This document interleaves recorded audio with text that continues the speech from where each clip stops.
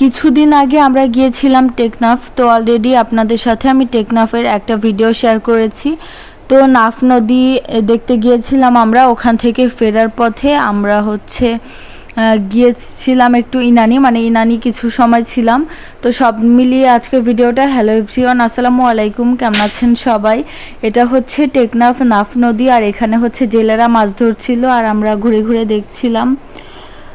তো আপনাদের কাছে নাফ নদী ভিডিওটা কেমন লাগলো অবশ্যই কমেন্টে জানাবেন। এখানে পরিবেশটা খুবই সুন্দর আর এত সুন্দর ঠান্ডা বাতাস ছিল যে আমি এখনও ভুলতে পারি না, আর খুব ইচ্ছা করছে আবার যেতে।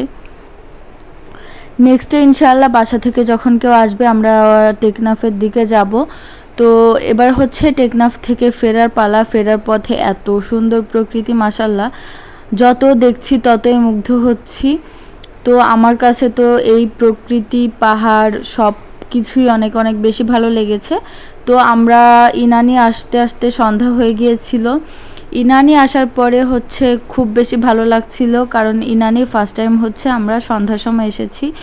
এর আগে যে কয়েকবার এসেছি তখন দিনেই আসা হয়েছে, কখনো রাতে বা সন্ধ্যায় আসা হয়নি। তখন বাজে রাত আনুমানিক 8টা। তো আমরা ইনানি বেশ কিছু সময় ছিলাম। আমরা হালকা নাস্তা করেছিলাম সবাই মিলে, বাট ওগুলো ভিডিও করা হয়নি কারণ আমার ফোনে এনাফ জায়গা ছিল না।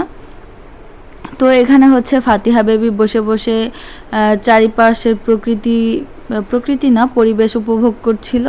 যাই হোক, সব মিলিয়ে অনেক অনেক অনেক বেশি ভালো লেগেছে। আজকে আমরা সারাদিন অনেক ঘুরেছি।